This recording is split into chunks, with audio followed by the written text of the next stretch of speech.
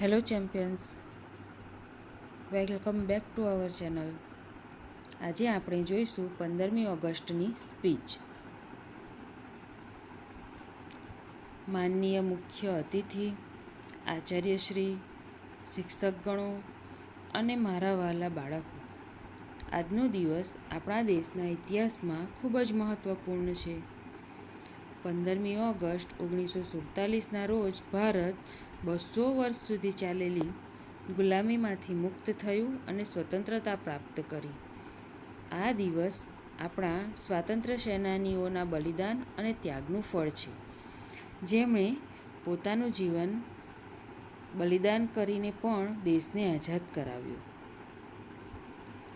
આજના દિવસને ઉજવતા આપણે અખંડ ભારતના સ્વપ્નને સાકાર કરવા માટે પોતાનું યોગદાન આપવા માટે પ્રતિજ્ઞા લેવી જોઈએ.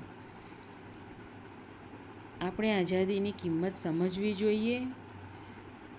આપણે આઝાદીનો દુરુપયોગ ન કરતા રાષ્ટ્રના વિકાસમાં સહયોગ આપવાનો વિચાર કરવો જોઈએ. આજે ભારત બાહ્ય તથા આંતરિક વિકાસના ક્ષેત્રે ખૂબ જ આગળ વધી રહ્યું છે. આપણા દેશમાં વૈજ્ઞાનિક પ્રગતિ, અવકાશ, કૃષિ, તબીબી સેવાઓ, શિક્ષણ અને ટેકનોલોજી જેવા ક્ષેત્રોમાં ઘણા સુધારાઓ થયા છે.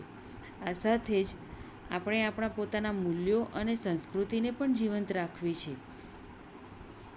આપણે એ પણ યાદ રાખવું જોઈએ કે જો આપણે સાચા અર્થમાં આઝાદ થવા માંગીએ છીએ તો દરેક ભારતીયને ભ્રષ્ટાચાર, અશિક્ષણ, આર્થિક અસમાનતા, ગરીબી અને અન્ય સામાજિક સંકટોના અંત માટે સાથે મળીને આગળ વધવું પડશે. મારા તમામ દેશવાસીઓને હું આઝાદી દિવસની ખૂબ જ શુભકામનાઓ પાઠવું છું. આવો આપણે બધા મળીને દેશના સ્વપ્નને સાકાર કરીએ. જય હિન્દ.